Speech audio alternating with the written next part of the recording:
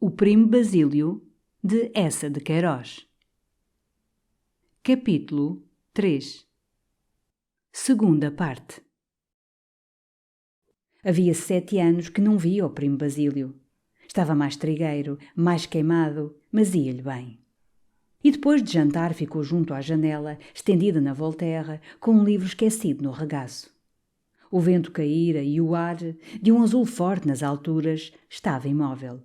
A poeira grossa pousara, a tarde tinha uma transparência calma de luz. Pássaros chilreavam na figueira brava. Da serralharia próxima saía o martelar contínuo e sonoro de folhas de ferro. Pouco a pouco o azul desbotou. Sobre o poente, laivos de cor de laranja desmaiadas bateram-se como grandes pinceladas desleixadas. Depois tudo se cobriu de uma sombra difusa, calada e quente, com uma estrelinha muito viva que luzia e tremia. E Luísa deixara-se ficar na Voltaire esquecida, absorvida, sem pedir luz. Que vida interessante a do Primo Basílio, pensava. O que ele tinha visto. Se ela pudesse também fazer as suas malas, partir, admirar aspectos novos e desconhecidos, a neve nos montes, cascatas reluzentes. Como desejaria visitar os países que conhecia dos romances, a Escócia e os seus lagos taciturnos, Veneza e os seus palácios trágicos, aportar às baías, onde um mar luminoso e faiscante morre na areia fulva, e das cabanas dos pescadores, de teto chato, onde vivem as grazielas, ver azularem-se ao longe as ilhas de nomes sonoros. E ir a Paris, Paris sobretudo. Mas qual? Nunca viajaria, de certo. Eram pobres. Jorge era caseiro, tão lisboeta. Como seria o patriarca de Jerusalém? Imaginava-o de longas barbas brancas, recamado de ouro, entre instrumentações solenes e rolos de incenso. E a princesa de La Tour d'Auvergne? Devia ser bela, de uma estatura real, vivia cercada de pajens e namorara-se de Basílio. A noite escurecia, outras estrelas luziam. Mas de que servia viajar, enjoar nos paquetes, bocejar nos vagões e, numa diligência muito sacudida, cabecear de sono pela serra nas madrugadas frias? Não era melhor viver num bom conforto, com um marido terno, uma casinha abrigada, colchões macios, uma noite de teatro às vezes e um bom almoço nas manhãs claras, quando os canários charram? Era o que ela tinha. Era bem feliz. Então veio-lhe uma saudade de Jorge. Desejaria abraçá-lo, tê-lo ali, ou quando descesse ir encontrá-lo fumando o seu cachimbo no escritório, com o seu jaquetão de veludo. Tinha tudo, ele, para fazer uma mulher feliz e orgulhosa. Era belo, com os olhos magníficos, terno, fiel. Não gostaria de um marido com uma vida sedentária e caturra, mas a profissão de Jorge era interessante. Descia aos poços tenebrosos das minas, um dia a aperrar as pistolas contra uma malta revoltada. Era valente, tinha talento. Involuntariamente, porém, o Primo Basílio, fazendo flutuar o seu bornos branco pelas planícies da Terra Santa, ou em Paris, direito na almofada, governando tranquilamente os seus cavalos inquietos, dava-lhe a ideia de uma outra existência mais poética, mais própria para os episódios do sentimento. Do céu estrelado caía uma luz difusa. Janelas alumiadas sobressaíam ao longe, abertas à noite abafada. Voos de morcegos passavam diante da vidraça. «Senhora não quer luz?» perguntou à porta a voz fatigada de Juliana. «Ponha-a no quarto». Desceu, bocejava muito, sentia-se quebrada. «É trovoada», pensou. Foi à sala, sentou-se ao piano, tocou ao acaso bocados da Lúcia, da Sonâmbula, o fado. E parando, os dedos pousavam de leve sobre o teclado, pôs-se a pensar que Basílio devia vir no dia seguinte. Vestiria o roupão novo de foulard cor de castanho. Recomeçou o fado, mas os olhos cerravam-se-lhe. Foi para o quarto. Juliana trouxe o rol e a lamparina. Vinha arrastando as chinelas, com um casabeque pelos ombros, encolhido e lúgubre. Aquela figura com ar de enfermaria irritou Luísa. «Credo, mulher, você parece a imagem da morte». Juliana não respondeu. Pousou a lamparina. Apanhou, placa a placa, sobre a cômoda, o dinheiro das compras. E com os olhos baixos: «A senhora não precisa mais nada, não? Vá-se, mulher, vá». Juliana foi buscar o candeeiro de petróleo, subiu ao quarto. Dormia em cima, no sótão, ao pé da cozinheira. Pareço-te a imagem da morte, resmungava, furiosa. O quarto era baixo, muito estreito, com o teto de madeira inclinado. O sol, aquecendo todo o dia as telhas por cima, fazia-o abafado como um forno. Havia sempre à noite um cheiro requentado de tijolo escandecido. Dormia num leito de ferro, sobre um colchão de palha mole coberto de uma colcha de chita. Da barra da cabeceira pendiam os seus bentinhos e a rede enxovalhada que punha na cabeça. Ao pé tinha preciosamente a sua grande arca de pau, pintada de azul, com uma grossa fechadura. Sobre a mesa de pinho estava o espelho de gaveta, a escova de cabelo enegrecida e despelada, um pente de osso, as garrafas de remédio, uma velha pregadeira de cetim amarelo e, embrulhada num jornal, a cuia de retrós dos domingos.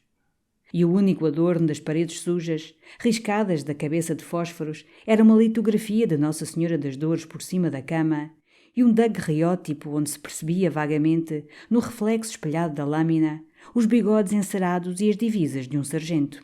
— A senhora já se deitou, senhora Juliana? Perguntou a cozinheira do quarto pegado, de onde saía uma barra de luz viva cortando a escuridão do corredor. — Já se deitou, senhora Joana, já. Está hoje com os azeites. Falta-lhe o homem. Joana, às voltas, fazia ranger as madeiras velhas da cama. Não podia dormir. Abafava-se. Uf! Ai, e aqui? Exclamou Juliana. Abriu o postigo que dava para os telhados para deixar arejar. Calçou as chinelas de tapete e foi ao quarto de Joana.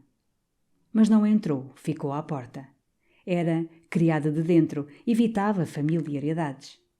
Tinha tirado a cuia e, com um lenço preto e amarelo amarrado na cabeça, o seu rosto parecia mais chupado e as orelhas mais despegadas do crânio.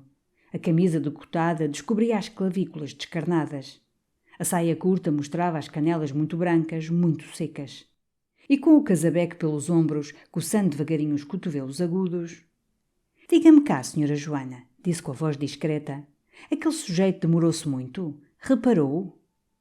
Tinha saído naquele instantinho, quando vossemecê entrou. Uf!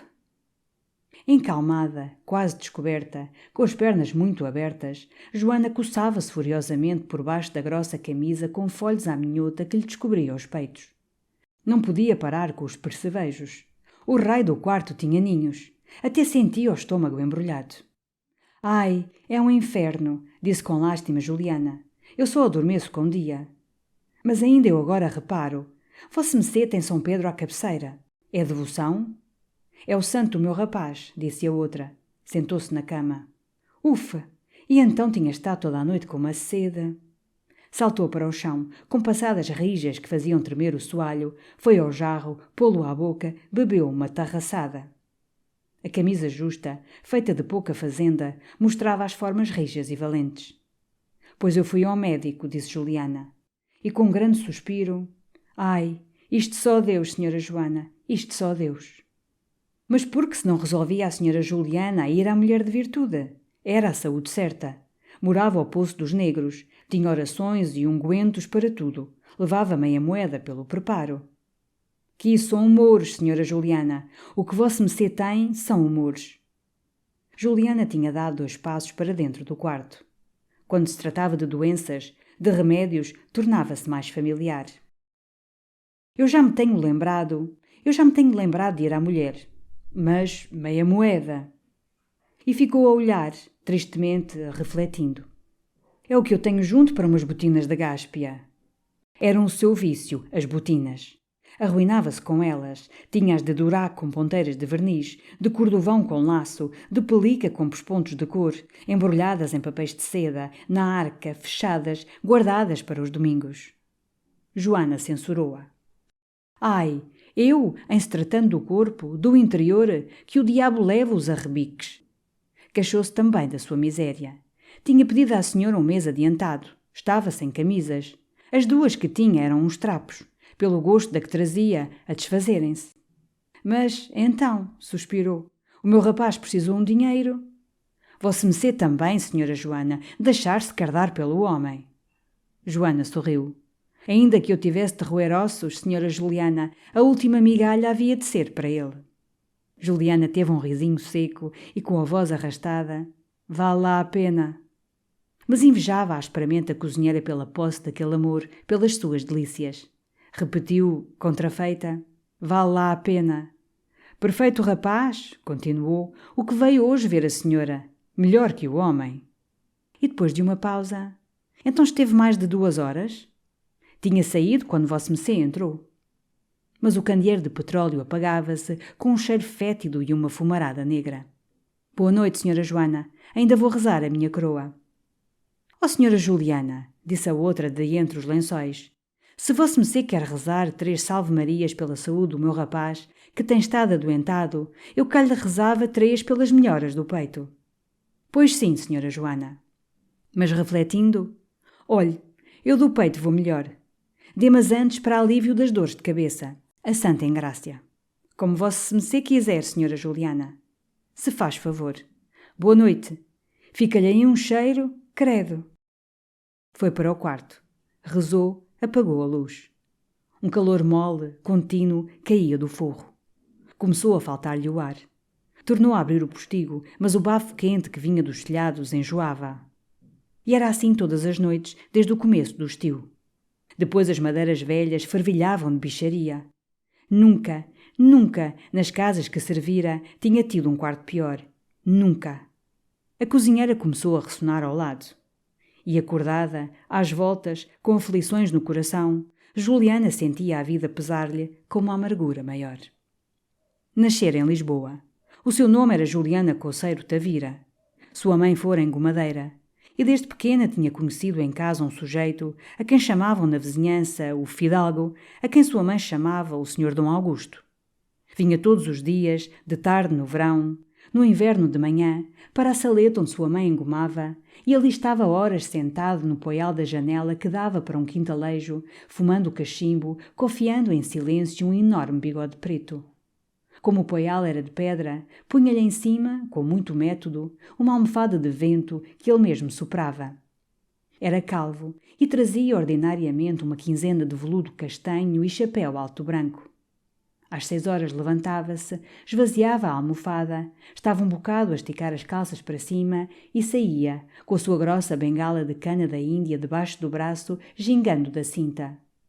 Ela e sua mãe iam então jantar na mesinha de pinho da cozinha, debaixo de um postigo, diante do qual se balouçavam, de verão e de inverno, galhos magros de uma árvore triste. À noite, o Sr. Dom Augusto voltava. Trazia sempre um jornal. Sua mãe fazia-lhe chá e torradas, servia-o, toda enlevada nele. Muitas vezes Juliana a vira chorar de ciúmes. Um dia uma vizinha má, a quem ela não quisera ajudar a lavar a roupa, enfureceu-se e, atirando-lhe injúrias dos degraus da porta, gritou-lhe que sua mãe era uma desavergonhada e que seu pai estava na África por ter morto o rei de copas. Pouco tempo depois foi servir. Sua mãe morreu daí a meses com uma doença de útero. Juliana só uma vez tornou a ver o Sr. Dom Augusto, uma tarde, com uma opa roxa, lúgubre, na procissão de Passos. Servia havia 20 anos. Como ela dizia, mudava de amos, mas não mudava de sorte. 20 anos a dormir em cacíferos, a levantar-se de madrugada, a comer os restos, a vestir trapos velhos, a sofrer os repelões das crianças e as más palavras das senhoras, a fazer despejos, a ir para o hospital quando vinha a doença, a esfalfar-se quando voltava à saúde. Era demais. Tinha agora dias em que só de ver o balde das águas sujas e o ferro de engomar se lhe embrulhava o estômago. Nunca se acostumara a servir. Desde rapariga a sua ambição fora ter um negociozito, uma tabacaria, uma loja de capelista ou de quinquilharias, dispor, governar, ser patroa. Mas apesar de economias mesquinhas e de cálculos sôfregos, o mais que conseguira juntar foram 7 moedas ao fim de anos.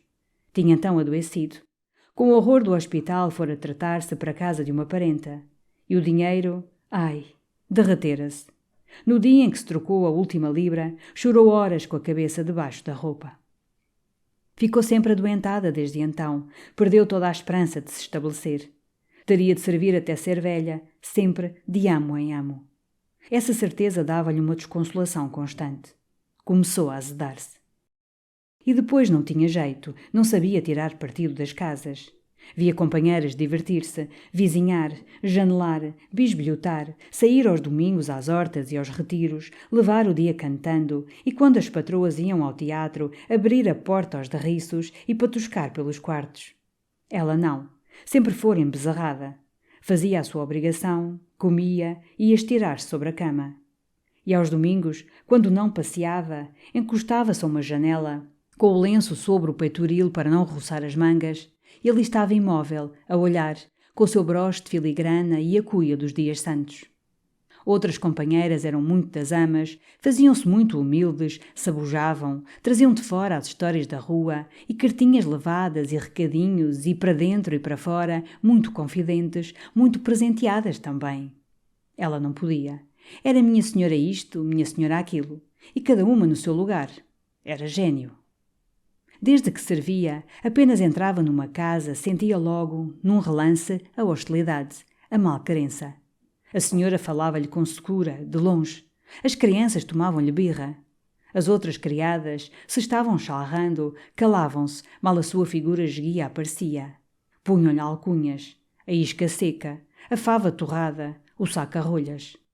Imitavam-lhe os trejeitos nervosos. Havia risinhos, cochichos pelos cantos.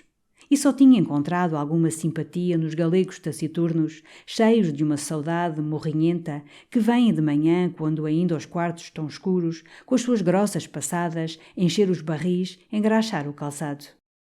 Lentamente começou a tornar-se desconfiada, cortante como um nordeste. Tinha repostadas, questões com as companheiras. Não se havia de deixar pôr o pé no pescoço. As antipatias que a cercavam faziam-na assanhada, como um círculo de espingardas enraivece um lobo. Fez-se má. Beliscava crianças até lhes enudoar a pele. E se lhe ralhavam, a sua cólera rompia em rajadas. Começou a ser despedida. Num só ano esteve em 3 casas. Saía com escândalo, aos gritos, atirando as portas, deixando as amas todas pálidas, todas nervosas. A inculcadeira, a sua velha amiga, a tia Vitória, disse-lhe: Tu acabas por não ter onde te arrumar e falta-te o bocado do pão. O pão. Aquela palavra que é o terror, o sonho, a dificuldade do pobre assustou-a. Era fina e dominou-se. Começou a fazer-se uma pobre mulher, com afetações de zelo, um ar de sofrer tudo, os olhos no chão. Mas roía-se por dentro. Veio-lhe a inquietação nervosa dos músculos da face, o tique de franzir o nariz. A pele esverdeou-se-lhe de bilis. A necessidade de se constranger trouxe-lhe o hábito de odiar. Odiou sobretudo as patroas, com um ódio irracional e pueril. Tivera as ricas, com palacetes, e pobres, mulheres de empregados, velhas e raparigas, coléricas e pacientes. Odiava-as a todas, sem diferença. É patroa e basta. Pela mais simples palavra, pelo ato mais trivial. Se as via sentadas, anda, resfatela-te, que amor a trabalha. Se as via sair, vai-te, a negra fica cá no buraco. Cada riso delas era uma ofensa à sua tristeza doentia. Cada vestido novo uma afronta ao seu velho vestido de merino tingido. Detestava-as na alegria dos filhos e nas prosperidades da casa. Rogava-lhes pragas. Se os amos tinham um dia de contrariedade, ouvia as caras tristes, cantarolava todo o dia em voz de falsete a carta adorada. Com que gosto trazia a conta retardada de um credor impaciente quando pressentia embaraços na casa. Este papel, gritava com uma voz estridente, diz que não se vai embora sem uma resposta. Todos os lutos a deleitavam, e sob o chale preto que lhe tinham comprado, tinha palpitações de regozijo. Tinha visto morrer criancinhas, e nem a aflição das mães a comovera. Encolheu os ombros. Vai dali, vai fazer outro. Cabras. As boas palavras mesmo, as condescendências eram perdidas com ela como gotas de água lançadas no fogo. Resumia as patroas na mesma palavra, uma récua. E detestava as boas pelos vexames que sofrera das más. A ama era para ela o inimigo, o tirano. Tinha visto morrer 2, e de cada vez sentira, sem saber porquê, um vago alívio, como se uma porção do vasto peso que a sufocava na vida se tivesse desprendido e evaporado. Sempre fora invejosa. Com a idade, aquele sentimento exagerou-se de um modo áspero. Invejava tudo na casa. As sobremesas que os amos comiam, a roupa branca que vestiam. As noites de soirée, de teatro, exasperavam-na. Quando havia passeios projetados, se chovia de repente, que felicidade! O aspecto das senhoras vestidas e de chapéu, olhando por dentro da vidraça com um tédio infeliz, deliciava, fazia alucaz. Ai, minha senhora, é um temporal desfeito, é a cântaros, está para todo o dia, olha ao ferro. E muito curiosa, era fácil encontrá-la, de repente, cozida por detrás de uma porta com a vassoura a prumo, o olhar aguçado. Qualquer carta que vinha era revirada, cheirada. Remexia subtilmente em todas as gavetas abertas, vasculhava em todos os papéis atirados. Tinha um modo de andar ligeiro e surpreendedor. Examinava as visitas. Andava à busca de um segredo, de um bom segredo. Se lhe caíam nas mãos... Era muito gulosa. Nutria o desejo insatisfeito de comer bem, de petiscos, de sobremesas. Nas casas em que servia, ao jantar, o seu olho avermelhado seguia avidamente as porções cortadas à mesa. E qualquer bom apetite que repetia exasperava, como uma diminuição da sua parte. De comer sempre os restos, ganhara o ar aguado, o seu cabelo tomara tons secos, cor de rato. Era lambareira, gostava de vinho.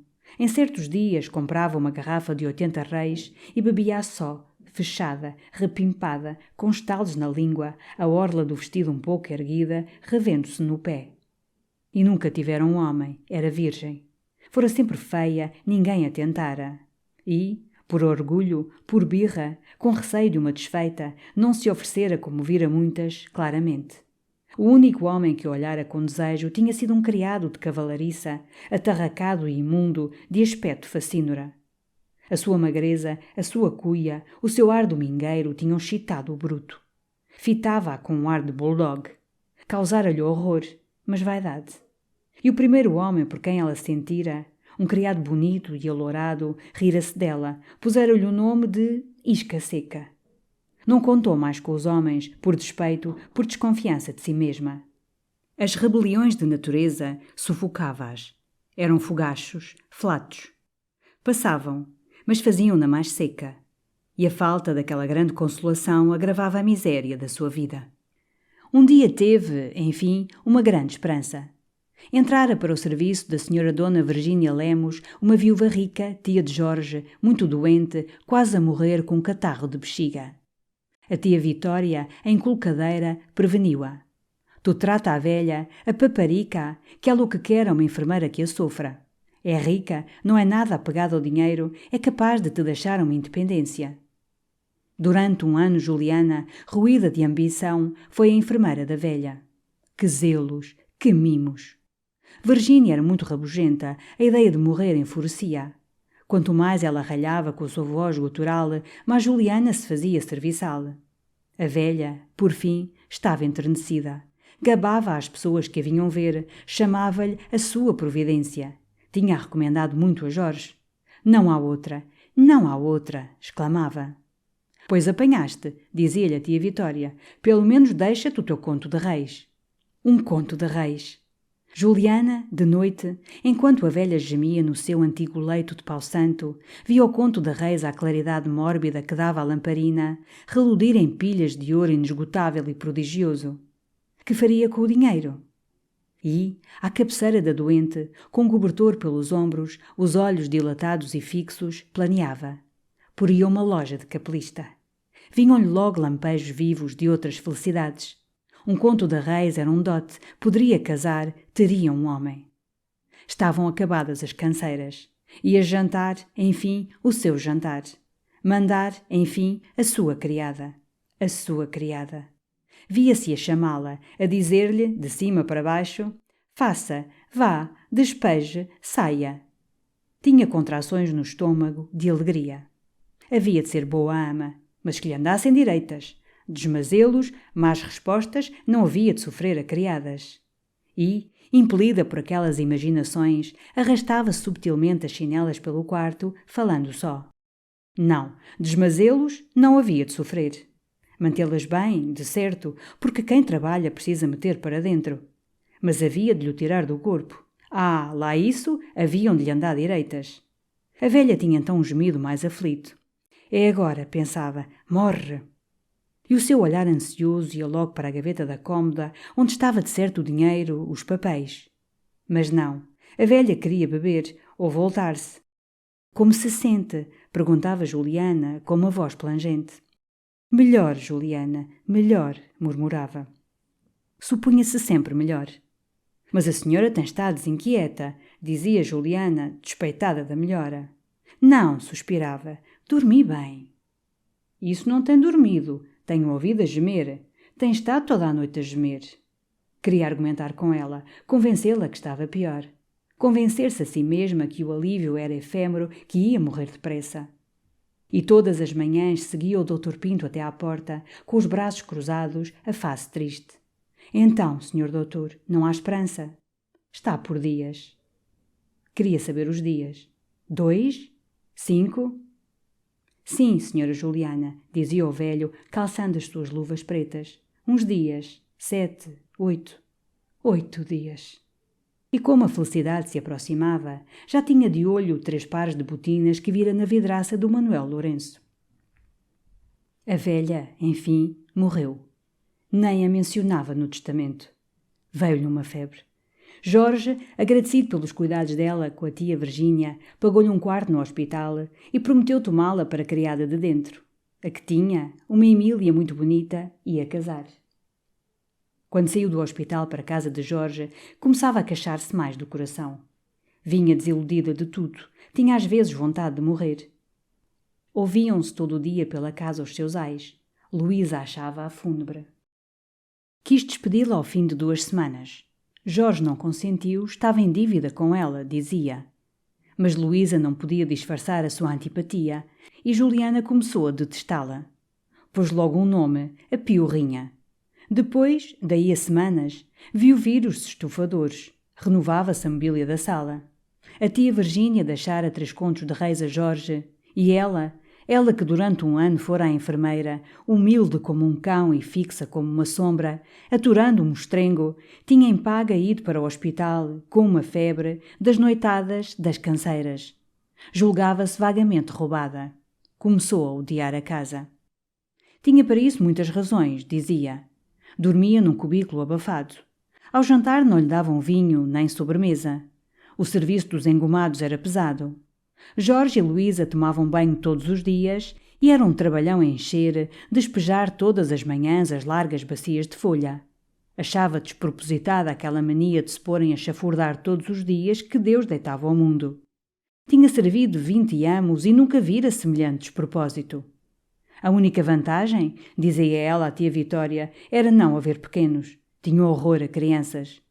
Além disso, achava que o bairro era saudável. E como tinha a cozinheira na mão, não é verdade? Havia aquele regalo dos caldinhos e algum prato melhor de vez em quando. Por isso ficava. Senão, não era ela. Fazia, no entanto, o seu serviço. Ninguém tinha nada que lhe dizer. O olho aberto sempre e o ouvido à escuta, já se vê. E como perdera a esperança de se estabelecer, não se sujeitava ao rigor de economizar. Por isso ia-se consolando com algumas pinguinhas de vez em quando. E satisfazia o seu vício, trazer o pé catita. O pé era o seu orgulho, a sua mania, a sua despesa. Tinha-o bonito e pequenino. Como poucos, dizia ela, não vai outro ao passeio. E apertava-o, aperreava-o, trazia os vestidos curtos, lançava-o muito para fora. A sua alegria era ir aos domingos para o passeio público e ali, com a orla do vestido erguida, a cara sob o guarda-solinho de seda, estar a tarde inteira na poeira, no calor, imóvel, feliz, a mostrar, a expor o pé.